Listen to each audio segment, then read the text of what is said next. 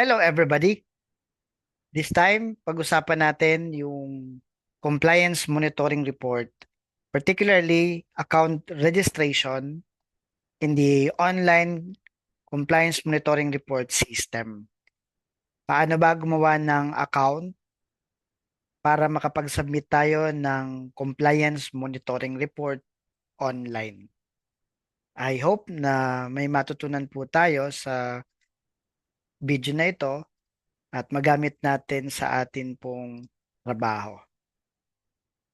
Dito po sa Compliance Monitoring System, CMR Online, at ito po ay pwede nating makuha, mapuntahan through our favorite internet browser like Google, at dito meron tayong online.emb.gov.ph/CMR.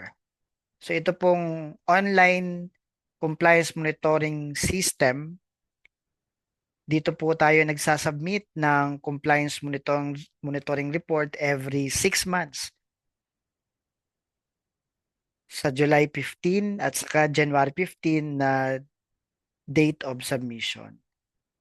Bago makapag-submit ng compliance monitoring report online, kailangan muna siyempre meron tayong account na gagamitin. So how to create an account para sa future submission natin ng online compliance monitoring report. So by visiting this applicable website, online.emb.gov.ph CMR, click natin po itong continue and then punta natin po itong sign up now. Tapos dito po meron ditong I have read and understand and agreed with the foregoing terms and condition. If you want to read the terms and conditions, browse nyo lang po yan and then do not forget to tick this button. Okay. So, click continue. Then we have now the proponent registration page. At pagka natapos natin yung registration form na to, if we submit this registration, completed registration form, then we can now have our account. Then we can now submit our online compliance monitoring report. Ano ba yung mga information and attachment na kailangan dito? Well, unang-una doon sa business information at pangalawa yung pong user information. And there are documents to be submitted or attached sa ating registration form. So, kumpletuhin natin po itong proponent registration page para po makapag-submit tayo ng report. So, proponent name, so do not forget kung ano po yung nakalagay sa ating environmental compliance certificate, and usually ito po ay pangalan ng may-ari, yung proprietor or yung corporation na may-ari ng project. So, tinatawag na proponent name. So, halimbawa, ang proponent name ay ABC Company Inc. Sample lang po yan. And then, ano yung mailing address? Halimbawa po, MP Casa Nova Street, Barangay Tambo, Lipa City, Batangas. And of course, sino po ang nagre-represent ng corporation na to, whether yung owner, president, vice president, general manager, CEO or COO or PCO and others. Halimbawa, ang pangalan ng president ay si Mr. Peter S.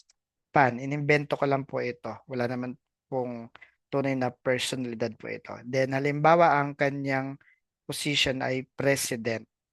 Then we have here the contact information, landline and mobile number kung May landline number po. Lagay natin dyan. At kung may mobile number din po siya. Then, yung kanya pong email address or nung company. So, halimbawa, abc1234@gmail.com at yung registration number sa kanyang SEC. So, halimbawa, 123456. And then, DTI registration number not applicable. And then, or vice versa. Kung depende kung anong registration number. Kapag naman po government yung proponent, so wala naman tayong SEC registration number saka DTI, pwede natin na lang pong not applicable po ito. Ano po? So, after po ng business information, yun naman pong user information.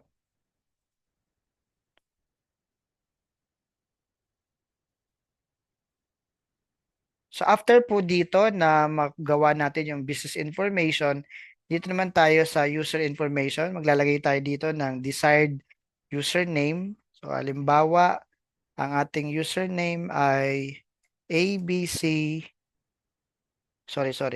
Peter Pan. And then yung pong kanyang birth date at saka yung designation, halimbawa po ay president. Sometimes, ang gumagamit ng mga online accounts, yung PCO. So, pwede rin dito yung pangalan ng PCO, halimbawa, Juan de la Cruz.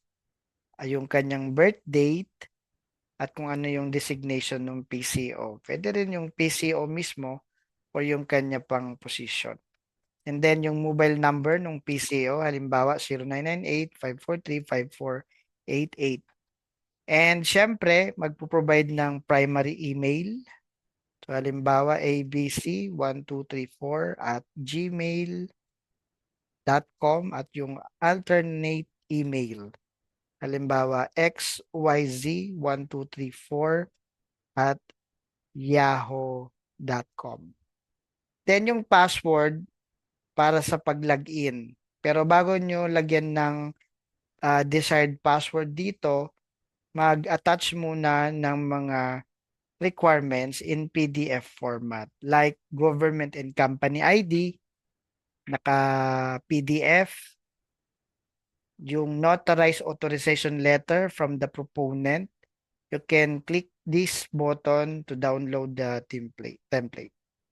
And then yung SEC or DTI registration, kung government po, edi yung pong batas na nag-create sa government. Kung cooperative development cooperative, edi yung Cooperative Development Authority. Okay po. So click nyo to para doon sa template ng authorization letter. Then kapag po na download mo, fill upan mo yung authorization letter, so along with other requirements, i-upload nyo po. So choose file, then upload. No? So click nyo lang ito, button na to para makapag-upload ng file. Kapag po wala pang naka-attach, wala pang kulay yan. Pero pag may attachment na dyan, na-detect ng system, magkukulay blue. Na po. So, after na makomplete yung proponent registration page, then mayroon na tayong email, username, may password na, may mga attachments, ka-click submit, then you have now your account. At ang gagamitin nyo po doon para makapasok sa system yung